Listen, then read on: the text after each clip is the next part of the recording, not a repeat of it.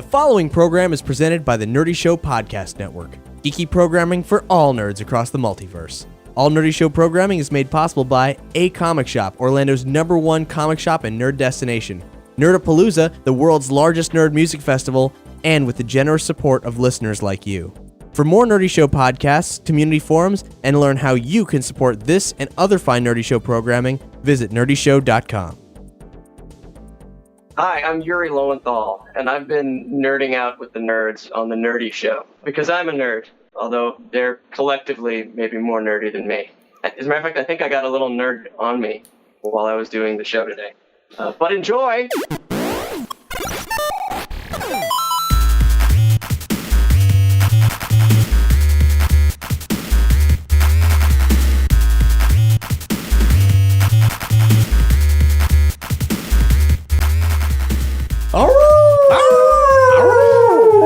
Welcome. Noise. Welcome to another episode of Nerdy Show.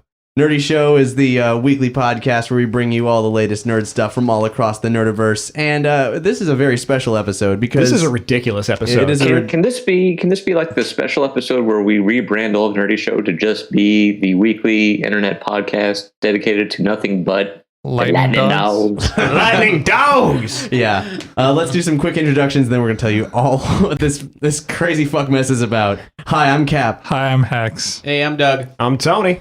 Guess I'm Brian.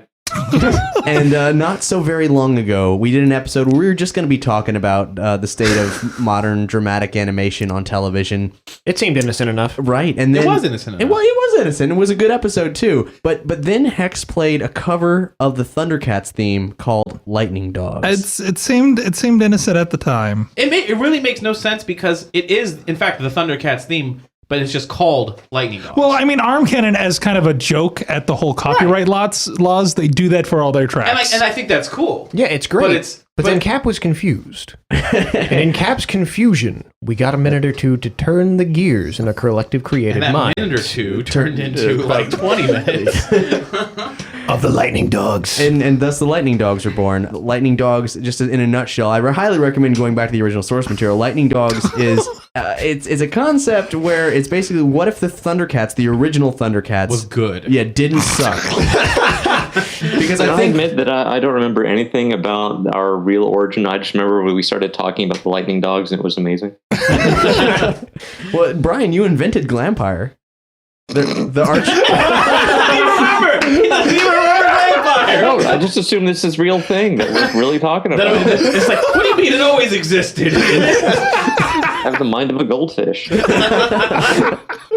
Well, fortunately, there's a thread on the Nerdy Show forums where our listeners hashed it all out for us. They gave us some bullet points. We've got it all straightened out from the first episode. We're gathered here tonight. I realize we haven't actually described what Lightning Dogs is yet. Anyway, it's about anthropomorphic dogs in a post-apocalyptic world that's probably used to be Earth, and their arch nemesis instead of Mum-Ra is David Bowie. Is David Bowie, aka Glampire, who unleashes the Diamond Dogs and Halloween Jack and other minions to attack the Lightning Dogs. We don't want from within his labyrinth. Yeah, we know that we know the leader's name is Dingo, and we know that there's and he's voiced by Nolan North. Apparently that's an executive decision from Tony there. I'm not arguing with that. Well, I won't argue either. Go Nolan North. And then we've got the Panthro substitute is Pierre, who who's is a poodle with an afro. Voiced by John DiMaggio. And he's French. Can we have an eye patch? He does we now. have to figure that out. He absolutely does now. He has an afro and an eye patch? Yes, he does. part And of he's He's a only got star. one eye and he sees in black and white. You're really putting this guy at a disadvantage. A part of me saying, well, hold on. We need badass accessories for the rest of the team. We can't just give them all to one guy. No, you're right. Yeah. There are other appendages that can be lost, Cap. Let's be fair. Anyway, there's Well, they're not really lost. They get cybernetic replacements. there was more discussion that went on in the episode. You should check it out. This episode is actually going to be devoted to us continuing to flesh out the idea of the Lightning Dogs, because immediately after we posted that episode, we had two massively generous contributions from two particular people, both of whom earned microsodes in one fell swoop. That is BigBadShadowMan and Huduvudu. They both contributed. And they both wanted Lightning Dogs. And they both wanted the same damn thing. So those microsodes have turned into this full episode of Nerdy Show. And it's worth noting that since Lightning Dogs, since that first conception, I have gone around telling everybody I know about this concept, and there has not been a single person who didn't go, that's fucking brilliant. Yeah, likewise. What can I do? Also, there's been some fan art. Maxicree sent us some fan art of Dingo and Pierre, and other stuff's been going on in the forums. My wife did the logo that we're using. That's true. It's been a collaborative effort. So here tonight, we're going to try to capture that same kinetic energy, that 1.21 gigawatts of energy here. We're going to... Dogawatts. Dogawatts? Dogawatts. Phytowatts. Oh god, it's starting Kibbles and already. All right. Anyway, we're going to be brainstorming about I like lightning dogs. Phytowatts. Yeah. Fido Farnsworth. He created all the communications devices. Oh my god, yes. Okay, we got to keep that. Fido Farnsworth. And I've been reading Neuromancer, and I really want us to have like hacking involved. I want some like He's a basset hound. remnants of a cyberspace. Actually, I got to think about a basset hound. This is dumb. This is going to be a dumb joke, but it makes me smile. It'll fit in perfectly Okay. with the rest of this. There's a basset hound character. It's a girl. Her name's Angela. Angela Basset Hound. That is the dumbest. It's perfect. Oh, You have to keep talking about how whenever stuff happens, like the villain's plan, they come across it, just to say, like, your strange days. would an anthropomorphic female basset hound be attractive? No, she wouldn't. To other dogs, even? Basset hounds are stubby little guys, right? Right. So she would basically, I imagine her having the body type of, say, a female dwarf. I'm okay with this. She's like this tough, weird little dog with long ears, done up in like some kind of attractive eardo. Kind of like the Jaga figure, where she's kind of like the old wise one that sits around with everybody. She's still tough as nails. I would say more like she's like the brawler. She's like this little, I don't know, knee-high Wolverine, shorter than Wolverine. Ooh, I'm okay with that. I'm okay with that. Like she's an infiltrator. She's really short, so no one even notices her when she walks by or busts through a wall. You know what would be a good place to start? What dog breeds do we want to be members of the Lightning Dogs? We already got a poodle, and also we got to talk about genders a bit because originally you said, Doug, Rule 63 Thundercats, and they're still all men. Hey, we got a woman now. Yeah, well, but I think we should definitely have more than one woman, because then we end up with this whole Smurfette situation with Chitara, or Road Rovers. Yeah, and Colleen from Road Rovers. Yeah. And granted, there were Wily Kit and Wily Cat. Are we going to create parallels to them? Do we need to? Well, the Terror Terriers. Oh, that's right. Yeah, this is something that was also mentioned by Tony that didn't get fully fleshed out in the episode. But yeah, the Wily Kit, Wily Cat, we've got these two little Jack Russell kind of manic, angry little things. Maybe creative, I don't know, but they're the ones that they just kind of go in and say, oh my. He just had a look. I did. I didn't know what happened. I usually regret were you struck by lightning? He had a stroke. I had a stroke. Genius. Thank you. You took the words right out of my mouth. I know this makes absolutely no sense Welcome to the team. breeding-wise, but they're Angela Basset Hound's children. So they could be adopted children as well. The Terror Terriers. They were rescued. Dogs. She essentially keeps them on leashes, so she's the brawler, and they are her weapons. Like she throws them at people, and it's chaos. Children on a leash to fight for you. That's interesting, but I don't know if it actually works as a child dynamic. I mean, maybe if they were if the Terror Terriers are like alien dogs, as in not definable breeds of dogs, but rather monstrosity, like dog-like monstrosities from outer space, adorable monstrosities, Nibbler. That's another thing I wanted to touch on, was that, because again, I'm not as familiar with Thundercats. The original Thundercats, the heroes came from another planet. They did, yeah. Yeah. And they came to wherever they were. Third Earth. You're going to have to feed me all that, because I have no idea. Okay, don't even start. We need a clean slate here. Okay. We need to choose our own reality. Because I was going to say, if we're doing the opposite, just for whatever, have the Lightning Dogs. They're on their planet. This is already their planet. The bad guys, the Glampire, the whoever, comes from outer space. David Bowie's already an alien. So they're defending their home turf, as opposed to like, oh, we're here now, let's do whatever. We're Instead, looking it's like for a new they're home. defending their home. It's a little bit more loyal, a little bit more dog-centric, I felt. True. As opposed to a cat coming in and fucking everything up. And also could explain why, instead of it being like in the past Sword and Sorcery, it's post-apocalyptic because they've already invaded. So it's like you get like that Skynet after so why is it that this invasion took place, succeeded, and they're striking back? Were they in like stasis or something? Or they could just have survived the fallout. Like, I mean, if it was a world of dogs. I'm actually liking the idea that they were all in stasis tubes for different reasons that they don't know among themselves, and we'll slowly learn. Like one was actually Pierre had behavior issues. Like one was an actual like prisoner in for murder or something. Pierre. That'd be Pierre. No. It's not the obvious one. It's not the obvious one. Or you mean like they wake up and they're like, oh man, one of us was locked in here for prison, whatever. Someone finds out like all lost and it's style. like, oh, it wasn't me. Then it's like, Dingo. wait, who was it? We don't know who it was, but it was one of them. And then you find it's turned into Walking Dead suddenly. I realize. Yeah. Okay. Episode 4. All right, Cap wants to say something. Here's a thought, though. I feel that the thing that plays up the strength of Glampire is that it's Glampire's world, in that he was.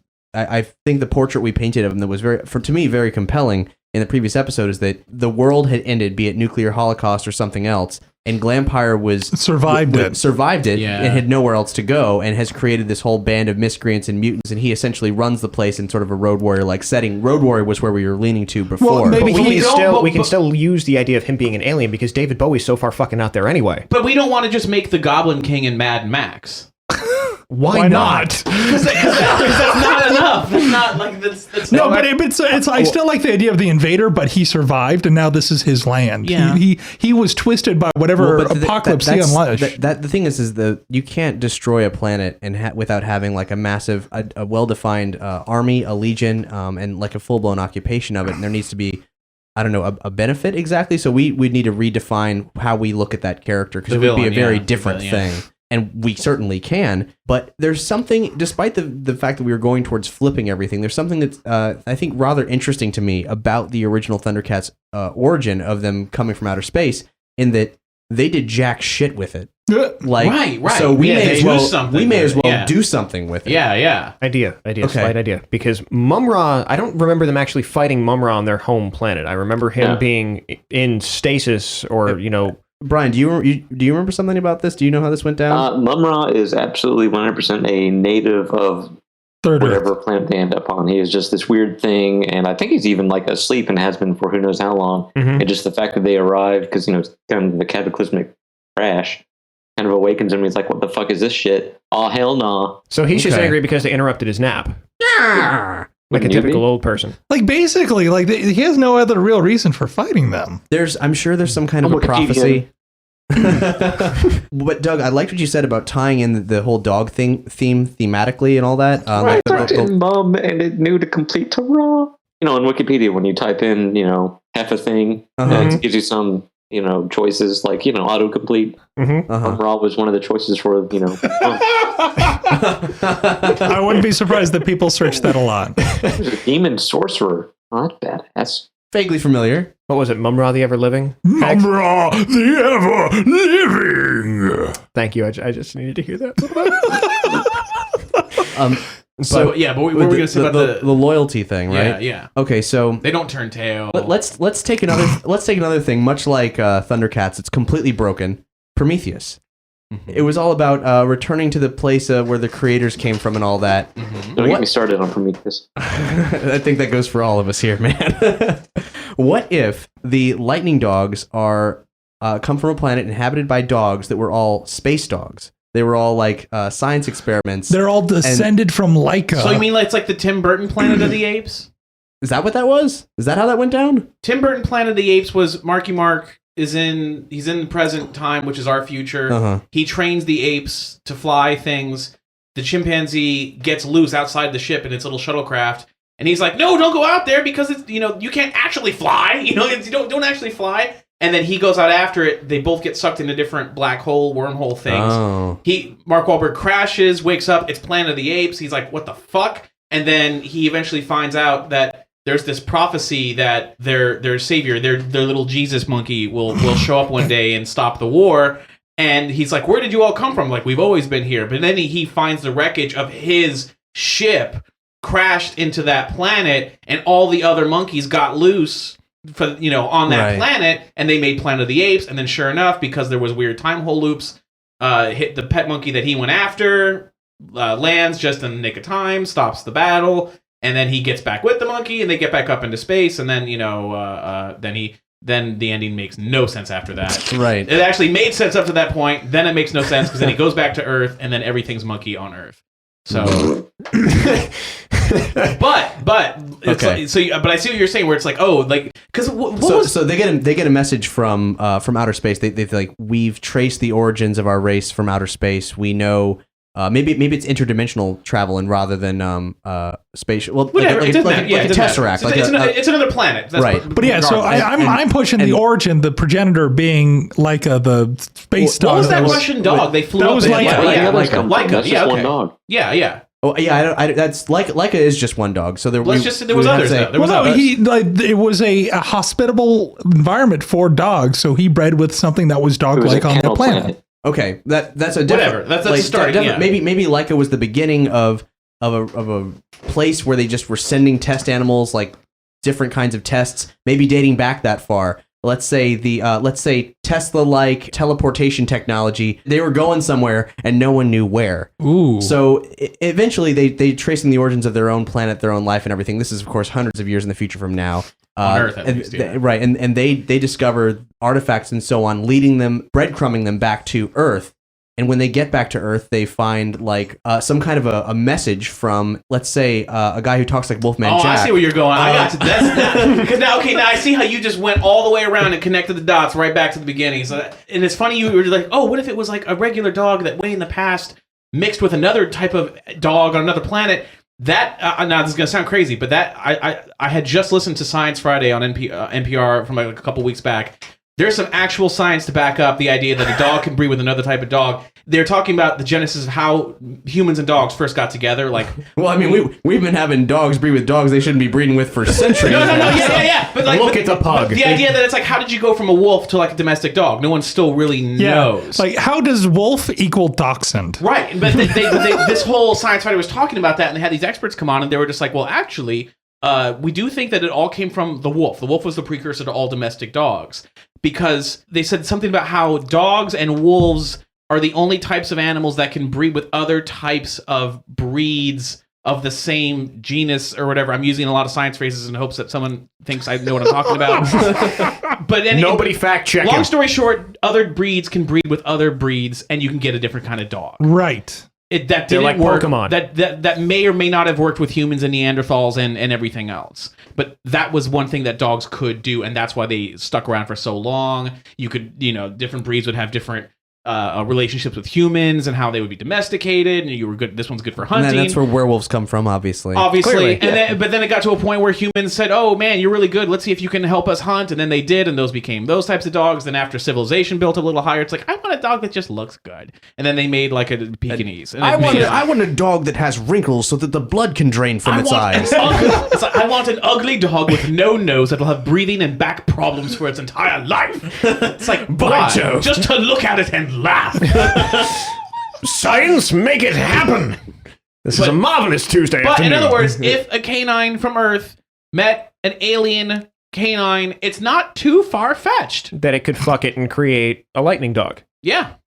Not too well. Now we're talking thousands of years of evolution. And perhaps on top of that. perhaps the faster because, teleportation lightning moves machine quickly. is called the Farfetch. Yes, the Farfetch. All right, so Farfetch. All right, yeah. So wait, so you mean like the lightning dogs find evidence on their home planet when they're their modern civilization finds evidence that their precursor came from another planet? Do they find the artifact thing, or do they have the technology to build their own Farfetch? Can the artifact be like a rawhide bone? It has to be. It can't be anything else. Because I just Brian. realized, it just blew my mind. We're talking mixing Thundercats with, I lost the middle one, but it ended with Stargate. This is the man we want in charge of continuity. Congratulations, Doug. You now have a title. Continuity director. Yes. It's like, no, that can't happen because that's it. It's like, don't get me started with the continuity on Chief Bass. I say that's never going to happen with Lightning Dogs. It's like, if the character's dead, they stay dead. If they can make it, if you don't see the death happen, they're still alive. That's the basic rule of all fiction. However they get back to Earth, like that's a story in and of itself, but the actual that's the pilot. the byproduct of it is that they end up in a ancient research facility with the other end of this machine. They get trapped there. And, part of the subplot of the season is maybe getting back to their planet. Maybe they do at some point. Maybe they don't. Or maybe it's even retaking the home of their ancestor. They're probably the initial exploratory team, just like in Stargate. Mm-hmm. But for some reason, like they can't activate the device on their end. Now, I still really like the idea of them coming from different walks of life and nobody really knowing the backstory of anybody else. Right, so we should probably create some kind of an accident to happen on their side. And maybe something that they have to get back to. Maybe there's a war on their own planet. Or maybe there was already an exploratory team and they're like the first shipment of colonists, but something goes wrong. Or maybe. Because like the planet did look habitable and then something happened. Or perhaps, and stop me if a government being secretive about certain missions sounds too far-fetched. They sent a team in before without telling anybody. And this exploratory team is actually a rescue team. They just don't know it yet. That way we have... And then when they get there, we find out that the first team is the Diamond Dogs. Holy shit. And you see that continuity director. Oh man, we've already spoiled it for the listeners. That's okay. Anybody listening to this, you're at the ground floor of Lightning Dogs. It's send us your monies. I like it. So Glampire finds these diamond dogs. It's like, and it is just David Bowie. Dogs. And he pretty much David Bowie than I do. He reprograms them or something. Encases them in armor. I encapsulate them into my crystalline web woven by the glass spiders. Two members left either have to be Pierre and Dingo or Angela Bassett Hound and Dingo. Because I like the idea that Angela Bassett Hound was just this... We're just calling her Angela. She's Angela. She's Angela. And when you look at her, she is a Basset Hound. So just Angela. I like the idea that Angela was just this tough-as-nails black ops agent that had no subtlety. I'm afraid we're getting weirdly racist here.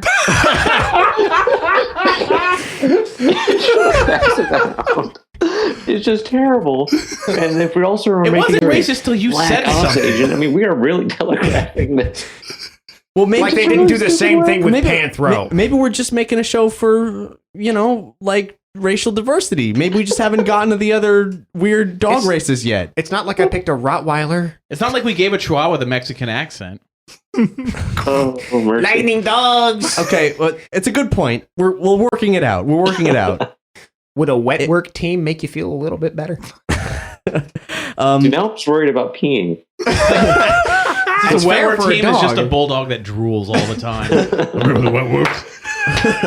It's an English bulldog. It's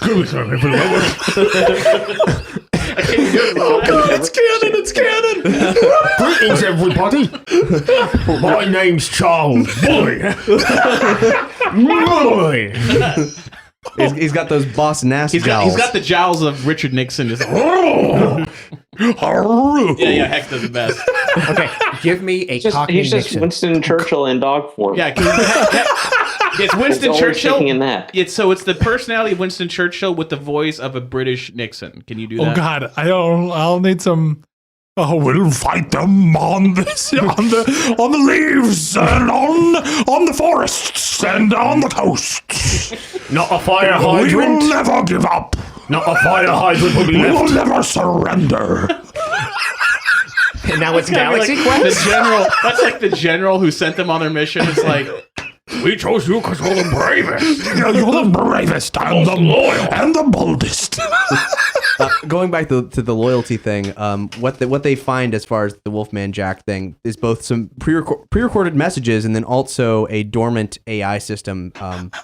It's got to be an AI. Right. Wolfman's got to be AI. Exactly, because he has to continue to interact with them, so it won't just be messages. So if they had if it's an AI, why would it sound like Wolfman? And it's probably because if they find it was an automated DJ system that somehow slipped by the. We're not saying this is Wolfman Jack. No. Follow with me on this one. It is an automated DJ system that had some sliver of actual artificial intelligence to interact with listeners. However, it somehow survived through the nuclear holocaust and kept on developing. Mm-hmm. So now is an actual artificial intelligence. But the interface has data. I was thinking it's a scientist personality that for whatever reason has kind of like digitally transmutes into this. Like maybe he's like a weird wolf.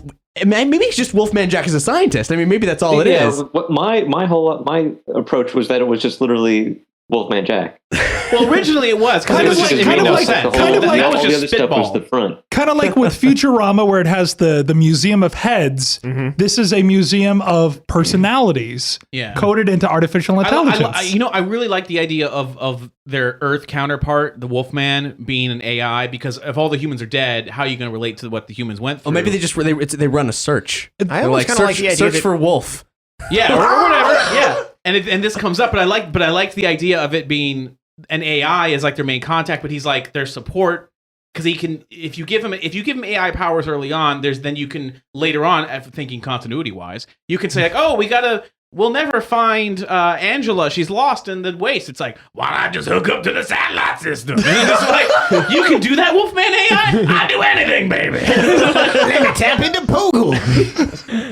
The loyalty thing is that they see these humans as like these kind of ancient gods, and so the engineers that go bring it back. Or to perhaps exactly, and the master, and the AI is able to tell them like what's happened to the world in a rough sense because he's been underground in a bunker forever, but like. Essentially, the world is gone. Like they don't know if there's any humans left. They don't know what's happened, but they do know who the bad guys are. Oh yeah. And so they can be like, well, we have nowhere to go. We gotta fight to get back. We gotta fight for resources, and we sure as hell gotta fight those things that are not the people who created us. Maybe it's just like what why can't they get back? And if this is a dumb reason, but just made me think of how to tie in the We Don't Turn Tail. It's just like they're being chased. They're being chased by the Diamond Dogs. They're like, oh, our own people turned against us, and now they get back to the Farfetch, and then they're like, come on, let's hop in. And Dingo just goes, we don't turn tail.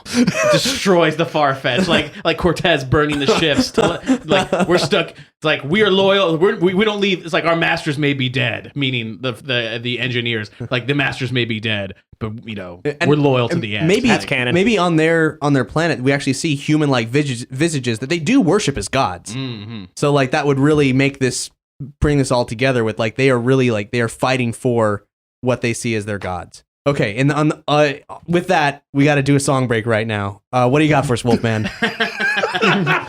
Coming at you, we got Arm Cannon featuring Panther the Proto Men singing Real American with a sexy surprise at the end. Howl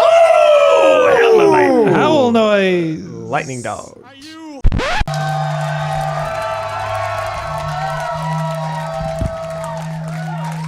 God blesses everyone. Okay, so we've got a rough outline of this the world. Origin story, and the world, and so on. A rough outline? Rough. Yeah. It's so now we need to know more about the Diamond Dogs. We need to flesh out the party a little bit more. We created a new character. Certainly we can do better than that. All right, so we've got especially with an artificial intelligence, I still think we need some kind of hacker. And something that I do want to kind of touch on, because we made a little bit of a nod towards this in the first one, particularly because Lightning Dogs is the metal cover of the Thundercats theme song. What kind of thematic tie-in does this world have? I mean, it's got to me... I'm glad you brought that up, because I was conflicted about a couple of things, personal conflicts about a couple of things. One, with the cover song was very metal. And that had like a driving energy that was just balls out badass behind it, which I feel like it needs. But then you mix in something like Wolfman, and you got like this 1950s, 60s classic rock and roll sort of vibe going on. So we were talking about how like the Lightning Dogs theme had a Joan Jett feel to it. Yeah, just like there's this rock and roll thing going on, and you've got fucking David Bowie as the bad guy. So I think that rock is a core component, and much like Six String Samurai, which I've never seen, but I hear good things. You need to see it. I guess so, and other things like that, where like Tank Girl, also, where rock and roll. The idea of rock and roll becomes something that lifts people out of post-apocalyptic desperation. Mm-hmm. We're not going to be typing into those themes exactly, but definitely letting it run as an undercurrent. And something that Hex and I were talking about. Brian sent us an email recently letting us know that the Blood Brothers had created a new mixtape. Blood Brothers are these guys who do these big mixtapes of like the most awesome 80s, early 90s direct-to-video, pumped-up Rambo kind of mashups, mostly songs from films. They just put out a new one last year. Totally went under our radar. Brian showed it to us, and I've been listening to the third one an awful lot. And Hex and I were saying, well, maybe we should look to the track lists for their 3 mixtapes of like, you know, what thematically to base Thunderdog's music around. Lightning Dog's music. You did it again, and Wolfman gonna get you. It's all right. His tail's between his legs. He knows he did something wrong. Well, and there's another thing we need to address is why are they called Lightning Dogs? We'll get to that. Yes, rock music, 80s stuff, and the thing about Thundercats is Thundercats did not have a particularly great theme. It's a well-remembered theme, but it's not a great theme. It's not like it sticks in your head. That's why you remember it. Right, but it's not like things like Silverhawks, Pole Position, Galaxy Rangers. I have something. They can't see you raise your hand, Hex. For why they're called Lightning Dogs. Okay. Like maybe there was something wrong with the system for when they went through, and there was some kind of change. So they all have new powers that they're coping with that are light related. Did the Thundercats have powers though? The Thundercats, really. yeah. No, they did. Like Tigro, like he had the teleporting thing. Chitara was really, really fast. So we didn't even tap into the idea of them having powers. So the whole idea is they have light-related powers. Like one could be super fast, one could have teleportation, like as throwbacks to Thundercats. But it's like, and so they all have these weird lightning-related powers, and they're like, well, what are we now? We're Lightning Dogs. Someone has to have a bark of thunder, or just booming. Yes, That would be Dingo. I mean, it's got to be the leader. You know, you've got sight beyond sight, sound beyond sound. Ooh, I like that. That's a good. The senses of dogs being that much more advanced or whatever. One can smell real well. Probably Angela. Probably Angela smells the best. You can smell crime a mile away. Yeah, she'd be their tracker. That's a good way to tie in. And like, what is each person's job? She was trained by. But it's McGruff. it's also like they're not only are they strangers in a strange land, but they're also learning more about themselves. Because you said, "Oh, we got to have a hacker." I'm like, well, what if them is a master expert? And I keep using master the way they use the engineer. You know, like the human expert. Oh yeah, like the quintessential adventure archaeologist. Right. There's a character like that in Stargate. Daniel, right? yeah. The guy with the glasses. Jackson, yeah.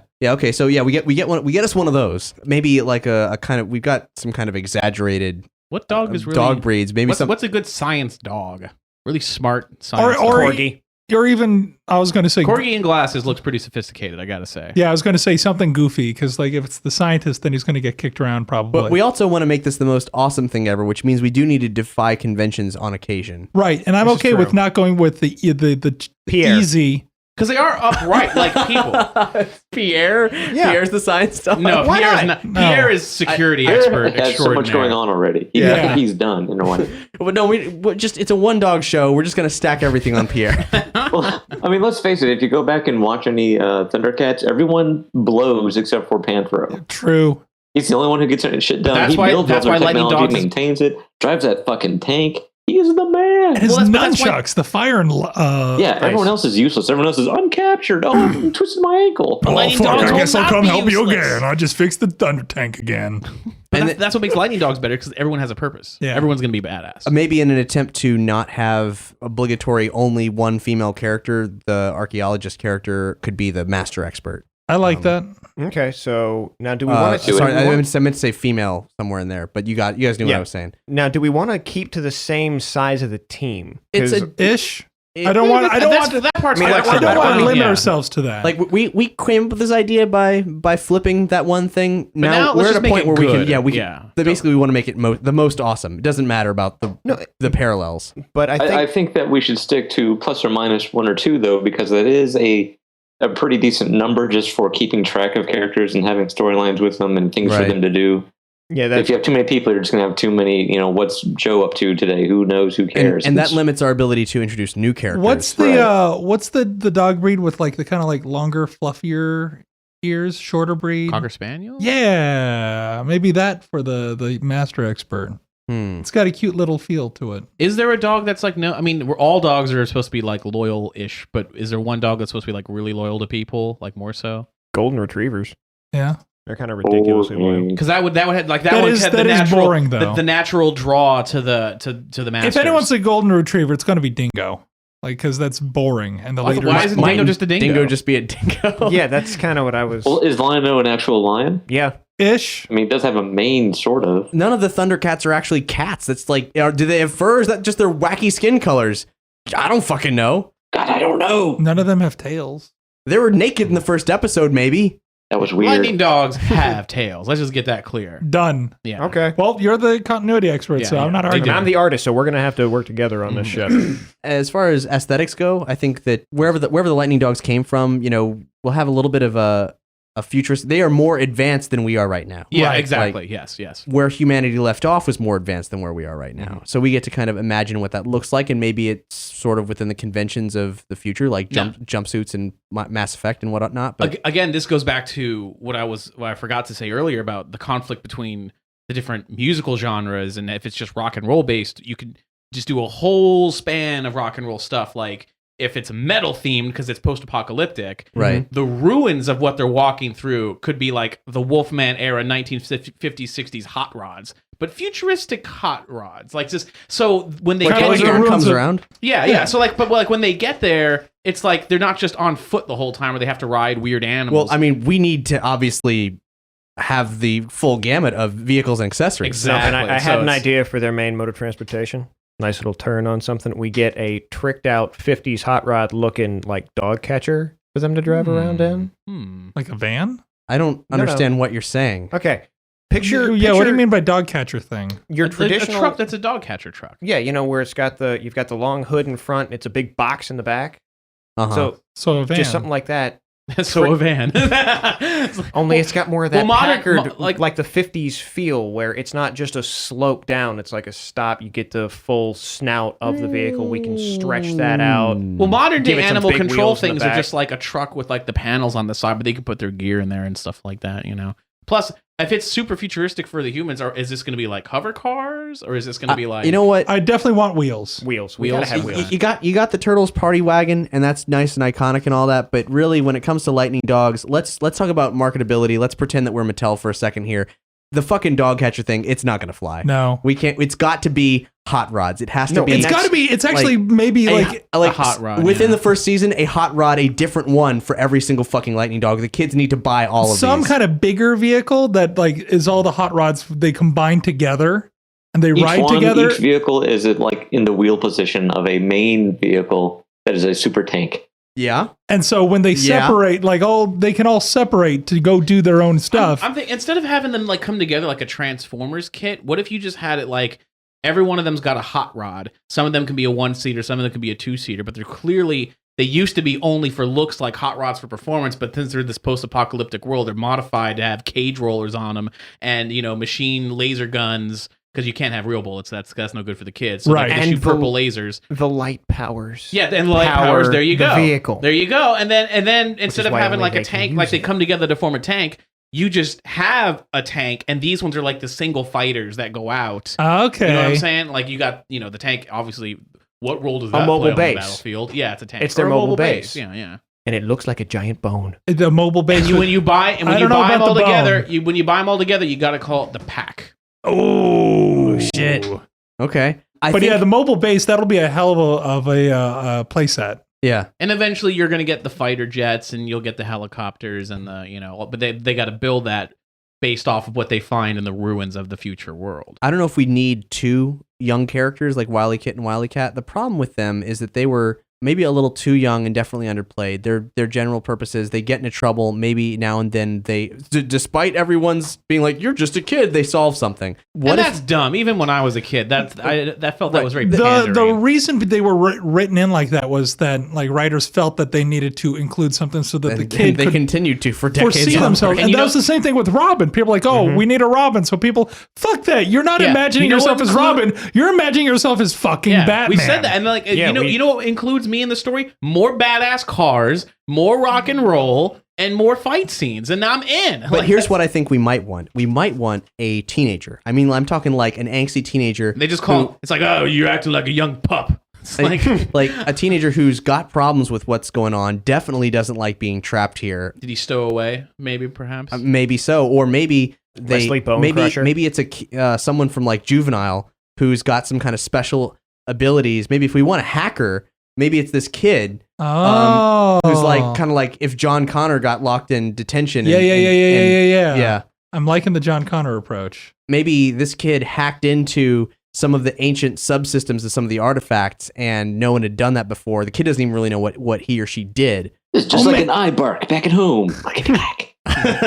maybe his lightning power is that he's kind of a technopath. Like he is the one that can actually talk with the machines. Like something happens when he touches them, he activates them or something. It's a Unix system. I know this. And maybe as the series develops, the kid just starts looking more towards the machines than the other dogs at all. Right. Interesting conflict problem later on. And then he makes a friend that he thinks is like a robot, but it's really actually Glampire. Yep. Season and 2. And then they're actually able to Deep in save your puppy eyes. They're able to save the robot from Glampire's thrall, and he joins the team. Okay. Season 2. Yeah. Or mid-season. What's the little robot dog?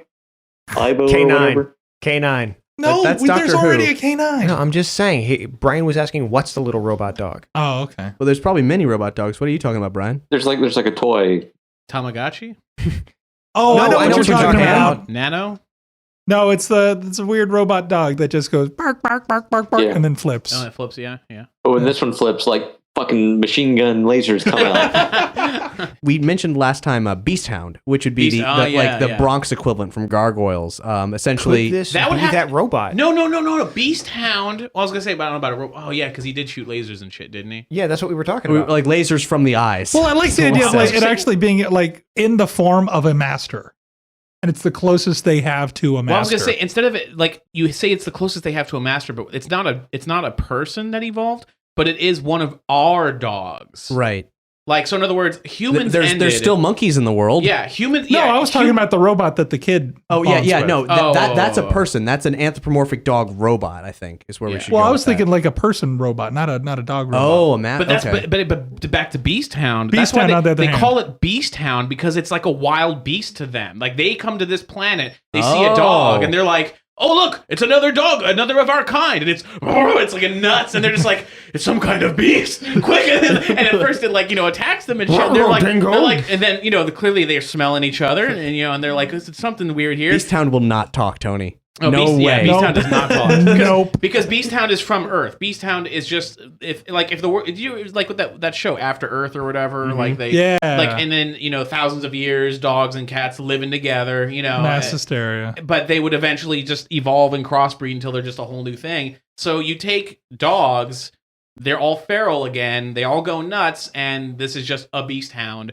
But it's the first that they come into contact with, and of course, tying it back to the oh man, there could be a whole Beast Hound episode where he's pondering going back to his pack. Yeah, like they could find the other pack of Beast Hounds or whatever. Yeah, call them in like the Eagles with Gandalf. It's like the Beast Hounds are coming. Do we want to do a Whammeriner? What's that? That's one of those like baleful eyed, blue grayish. There's some woman who does only photos of Whammeriners. Kind of like grayish coat, really thin. It's it's not a common dog. What breeds type. do we know we want to have so far? We know we got Dingo being the Dingo. We got French Pierre's Poodle a poodle. being Pierre.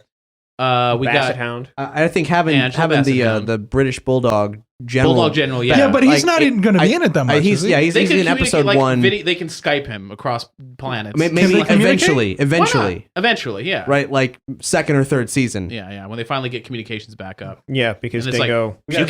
You can't send more dogs over on this side. This place is a hellhole. It's like, what do you mean? That's not part of the plans. General, I'm warning you. Don't send anyone out here. Dingo, you're out of control. Turn in your badge. Tell that to the baby I ate. Bull Terrier, like Frankenweenie, Pit Bull, also. I like the idea of a pit bull. Was the Corgi going to be the scientist? The Corgi's going to be the master expert? Well, let's before. I mean, Beast Hound. Obviously, we can get into that breed, but we need to flesh. I think Beast Hound is a mutt creature, mutt, sci-fi yeah. mutt If creature. anything, I thought we were Beast Hound is it's going like to a be dire more wolf. closer to to design a Bronx than an actual dog. I'm fine with that. I didn't know what we were defining at this point. Yeah. So we've got what roles are we still filling at this point? We need to know who's going to be the scientist. We need I like the kid idea. pup, who's the techno expert. The dog that you showed, the gray one, The Weimaraner? I like the idea of maybe like filling the role of Zoe from Firefly with like the female quartermaster, kind of like the one who backs up. Is that not Angela? Is that Angela?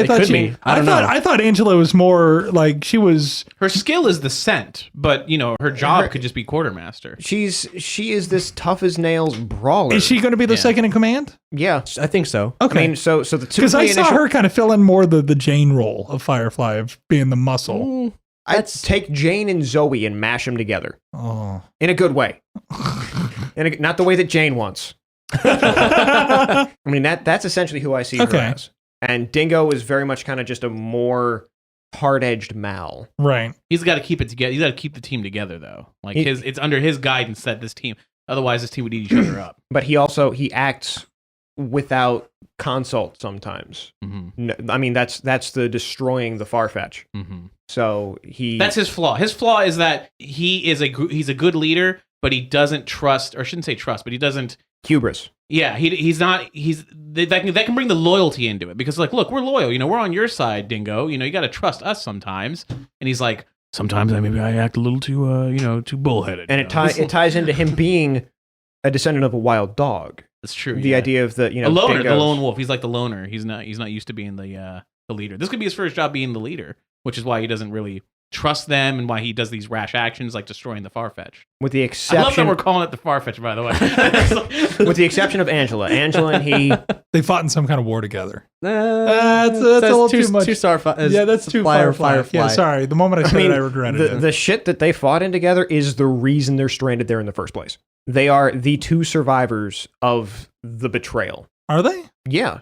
Because they were the two from the initial team. The initial team. I didn't think we had agreed. The first team are all the Diamond Dogs. That's what I thought. I thought we were. There were no quote unquote survivors. They don't even know there was a first team. This is a brand new team. Yeah, the Lightning Dogs are a brand new. I like the idea of them being like a brand new team. And then when what the hell is that? Well, no, the Diamond Dogs. They don't even know that they're from. And then after like a number of conflicts with them, they realize, wait, they're like us. They're like us. Yeah.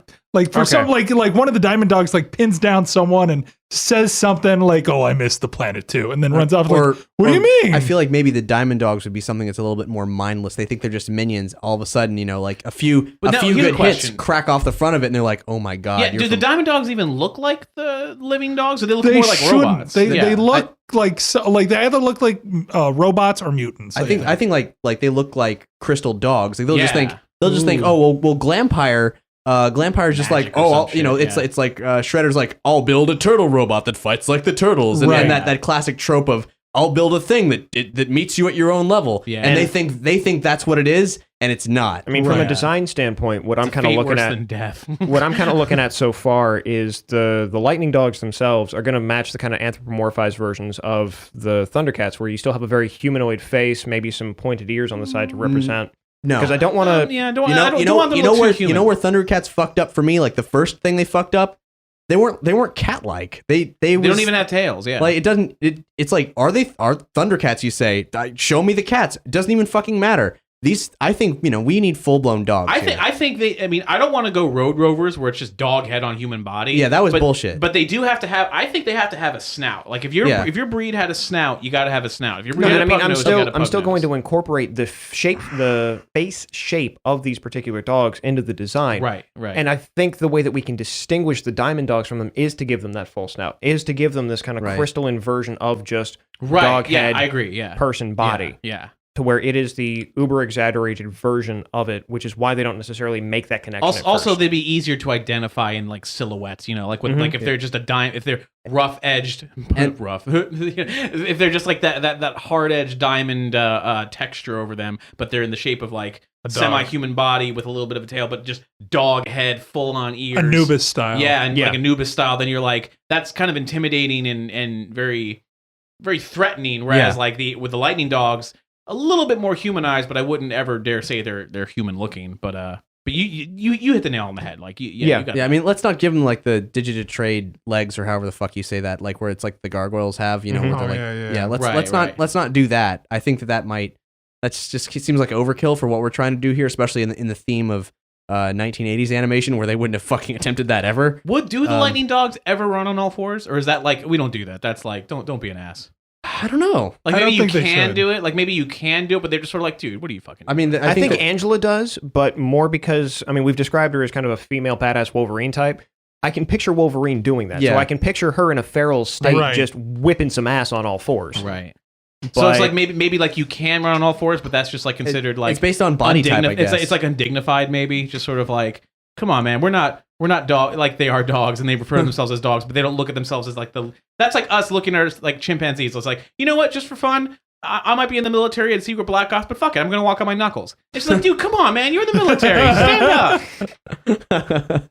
Show some pride, man, for God's sake. One of the biggest things we've got left to sort of figure out is how do they get their powers exactly? Because that's really ill-defined. They can't just get them just by being on the planet. Well, what if like they're on Earth and before, like if they're going to run back, they're being chased by whatever it was, the Glampires or whatever, and they're like before Dingo shuts down the Farfetch like on his own choice without consulting anybody, realizes we can't take this evil back to our home planet. Then does he shut it down or does he blow it up? I was gonna say, he goes, we don't turn tail. If he says we don't turn tail, we can't risk them ever getting there. He's gonna blow up the Farfetch, and blowing up the Farfetch, they get hit with a wave of energy, and that's what gives them their powers as lightning. And that's what turns Beasthound. No, more than that. It turns because before they could not beat the Diamond Dogs, but now with the powers, yeah. But if Beasthound's with them, that's why the Beasthound's got laser vision. Dingo has the bark beyond bark. Yeah, Dingo's got the bark beyond bark, the thunder bark. You know, like whatever it's got that can explain.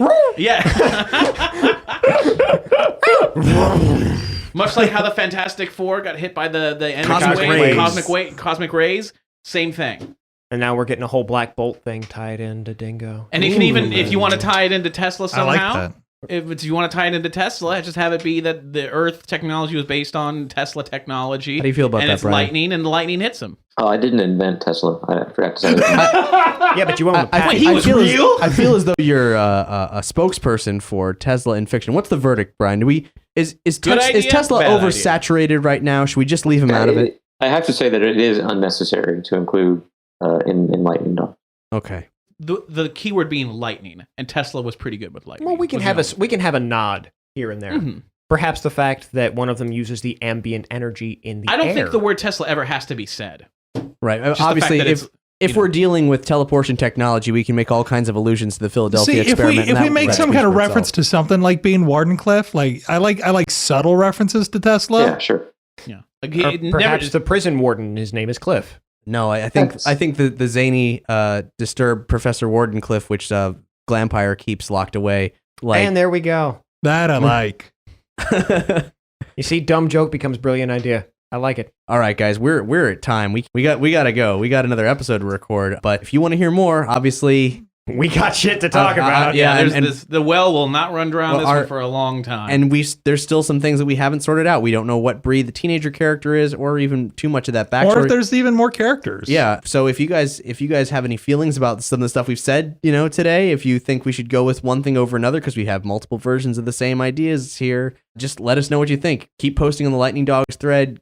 Keep letting us know what you think, and we're gonna keep developing this as we go. Some people have said you guys need to do a role-playing podcast of this, and I agree. That was one of the first things that was on my mind of, oh yeah, we could totally do a role-playing podcast of Lightning Dogs. We got a lot to hammer out about the world and the characters before we attempt that. And as you may know, A Comic Shop, our producer, A Comic Shop, famous A Comic Shop in Orlando, they produce a book called A Comic Book. And this next issue is called As Not Seen on TV. Yeah, each issue is an anthology of different writers, different artists, different stories, and they each have themes. And this one is called As Not Seen on TV. And one of the reasons behind this being called As Not Seen on TV might just be specifically so that we can do a 4 to 6 page Lightning Dog story. That's right, we have created an entire anthology just to have this one idea see its birth and creation. An excuse, just to get it out there. Obviously we'll be, tying up some of our loose ends and finishing off some of our ideas to get to that point. This tirade would not have turned into this episode really if it wasn't for you. So thank you so much for supporting us. Shadowman. Oh yeah. And Huduvudu, Thank you so much, guys, and everybody else who's posted on the forums, who's want to contribute. It's a hard road. There's a lot of work we still got to do, but we're up for the challenge, and we're going to put our wet noses to the grindstone. That's right. That sounds really painful. It does. Thank you so much for listening to this episode of Nerdy Show. Obviously, we're listener supported. If you want more lightning dogs, if you like what we do in general, if you just think it's great, awesome. We're listener supported. You know what to do, and if you do it, we got support perks that we'll send you in the mail. Whole slew of images, outtakes and audio, all kinds of cool stuff. There's a full list online. We got a song for you, but I'll let Wolfman announce that in a sec. Bye, I'm Cap. Bye, I'm Hex. Bye, I'm Doug. Bye, I'm Tony. Bye, I'm Brian. What do you got for us, Wolfman? Taking us out, we got the Blood Brothers with a mixtape of The Heat Is On, Galaxy Rangers, and Only the Young. Oh, yeah, baby. Howl noise. Hey bro, thanks for listening to Nerdy Show. Nerdy Show is made possible by A Comic Shop, Nerdapalooza, and the generous support of listeners like you. As listener-supported entertainment, we rely on you to keep this and other shows on the Nerdy Show Network alive by telling a friend and rating and reviewing us on iTunes or making a contribution to our monthly support drives, right?